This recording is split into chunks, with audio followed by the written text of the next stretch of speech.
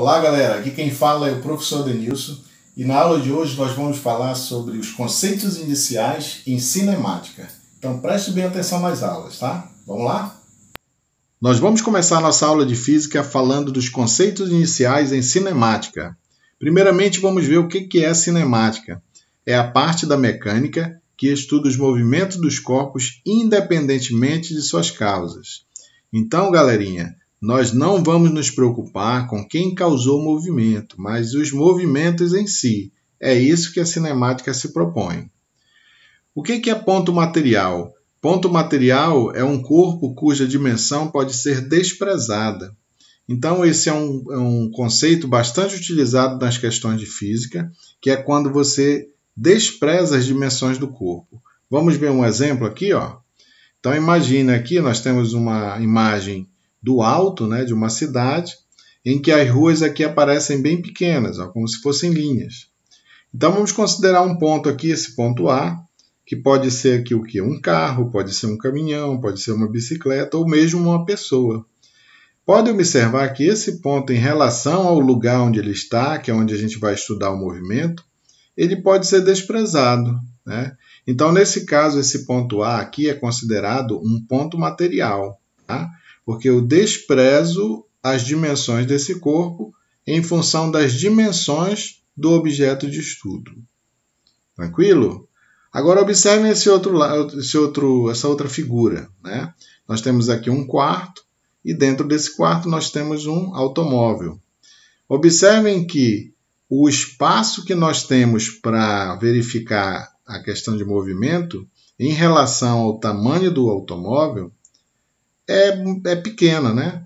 Então, nós dizemos que, nesse caso, esse corpo aqui é considerado um corpo extenso, tá? Então, aqui não tem como você desprezar as dimensões do corpo em relação ao objeto de estudo. Deu para vocês entenderem, gente? Vamos continuar aqui nos conceitos iniciais falando de referencial. O referencial é um corpo ou um lugar a partir do qual as observações de diversos fenômenos são feitas. Nós sempre vamos precisar de um referencial para poder fazer a relação do corpo com o ambiente onde ele está. E aí nós vamos ter dois conceitos aqui. O primeiro é de movimento, que diz o seguinte: o que é o movimento? Acontece quando o corpo varia sua posição no decorrer do tempo, em relação a um referencial. Então, galerinha, aqui é o seguinte, ó, o tempo passa, mas a distância, olha, a posição, a distância entre o corpo que está sendo avaliado e o referencial que está adotado, ela varia com o tempo. Ou seja, ela diminui ou aumenta. Então, essa variação faz com que o corpo esteja em movimento em relação ao referencial. Agora, quando ele está em repouso, acontece quando o corpo não varia sua posição no decorrer do tempo em relação a um referencial. Então, aqui é o contrário de movimento, né? Quer dizer, o tempo passa, mas a posição de um determinado corpo em relação a um referencial que você adotou não varia, tá? Não aumenta nem diminui. Então, ele é considerado em repouso. Outro conceito que é bastante usado é o de móvel. É o nome dado ao corpo que está em movimento. Então, é dado esse nomezinho aqui, móvel. Beleza, gente? Vamos ver um exemplo aqui para você compreender melhor o conceito de movimento e repouso. Nós vamos considerar aqui uma parada de ônibus como sendo o referencial. E vamos considerar aqui três corpos: um automóvel, um avião e uma árvore. Tá? Então, nós temos que verificar em relação a esse referencial qual a situação desses três corpos. Então, vamos lá no automóvel. Bom, se o automóvel, a distância entre ele e a parada estiver variando com o tempo, ou seja, se ele for passando lá pela parada de ônibus, então ele está em movimento, porque a posição dele está variando com o tempo. O avião também, né? Ele está variando a sua posição no decorrer do tempo em relação ao referencial que é a parada. Então, ele está em movimento.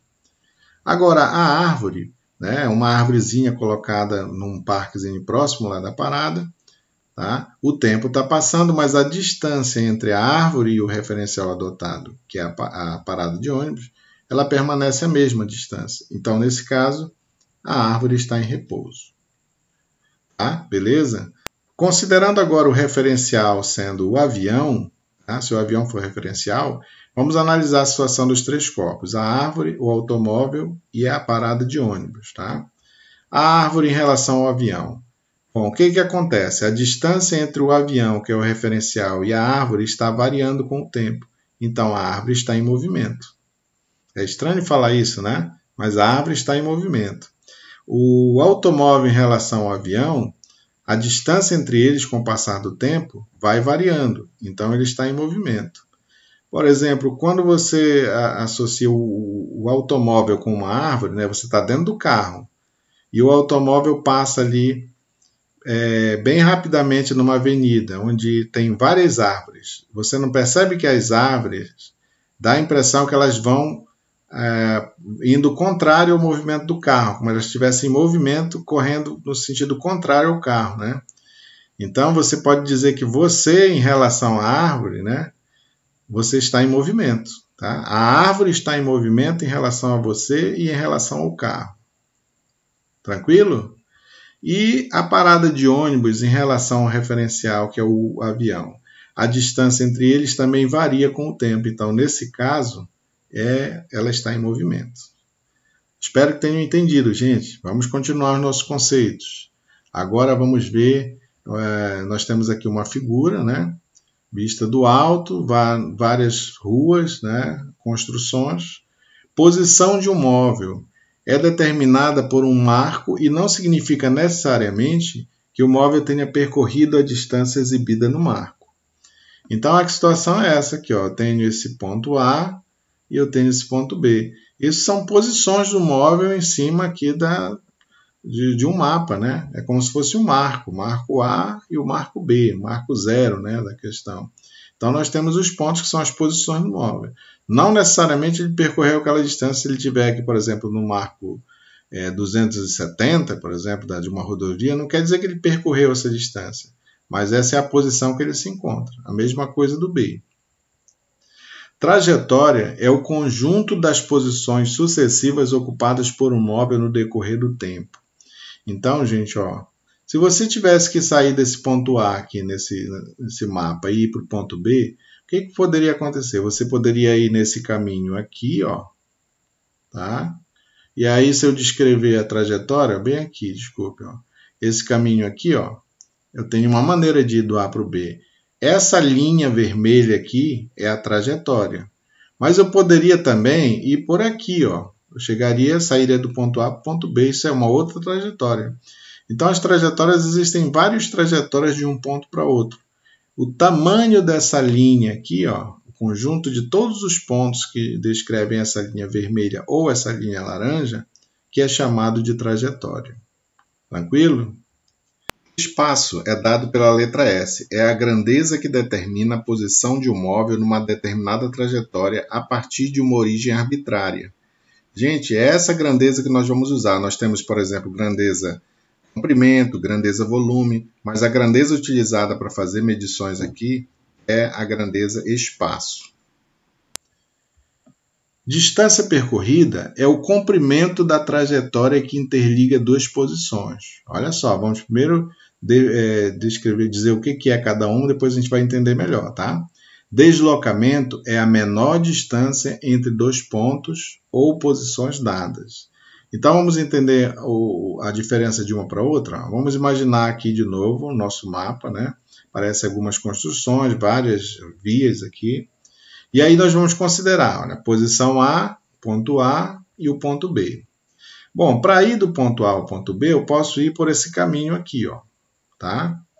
Se eu conseguir calcular o tamanho dessa linha vermelha que tem que conseguir esticar e medir o tamanho dela, isso aqui eu vou chamar de ds, que é exatamente a distância percorrida, tá? Então, a distância percorrida é o comprimento da trajetória que interliga duas posições. Tranquilo? Agora, quando eu falo de deslocamento, é a menor distância entre dois pontos ou posições dadas. Então, é a distância, a menor distância que existe entre A e B. Então, isso aqui só pode ser uma linha reta. Ó. É a menor distância. Isso aqui vai ser o ΔS, que é o nosso deslocamento. Então, geralmente, o deslocamento, sempre você tem que saber qual é a posição que ele estava no início e qual é a posição que ele está no final. Tá? Tanto é que ΔS é dado como posição final menos posição inicial. Isso aqui nós vamos usar com frequência no estudo dos movimentos. Tá? Vamos adiante. Tempo ou instante é o conceito primitivo que representa o momento em que ocorre o fenômeno. É o instante que nós chamamos, é o exato momento em que ocorre o fenômeno. Agora, intervalo de tempo, que é o ΔT, é a duração em que ocorre o fenômeno, isto é, uma sucessão de instantes entre o inicial e o final. Então, quando aparecer esse delta aqui, você interpreta isso como uma diferença. Então, ΔT vai ser a diferença entre o tempo final e o tempo inicial. Então, ΔT é tempo final menos tempo inicial. O tempo que você chegou menos o tempo inicial. Lembrem-se que intervalo de tempo nunca é negativo, tá? Porque o tempo nunca vai ser negativo. O Sistema Internacional de Unidades, também conhecido como SI, ele serve para padronizar as grandezas que nós vamos utilizar aqui, ó. Por exemplo, nós temos duas grandezas, o tempo e o espaço. Quais são as unidades utilizadas para o tempo? Os padrões são segundos e hora. Então, uma hora tem 60 minutos, um minuto tem 60 segundos, uma hora tem 60 vezes o que tem em um minuto, ou seja, 60 vezes 60 dá 3.600 segundos. Um dia tem 24 horas, 24 vezes 3.600, que é o que tem em uma hora, dá um total de 86.400 segundos que tem em um dia. Esses valores nós vamos utilizar em algumas questões. E a grandeza espaço tem como unidades o metro e o quilômetro. Padrão, 1 metro é 100 centímetros e 1 quilômetro equivale a 1.000 metros. Espero que vocês tenham conseguido entender, gente, e até a próxima aula.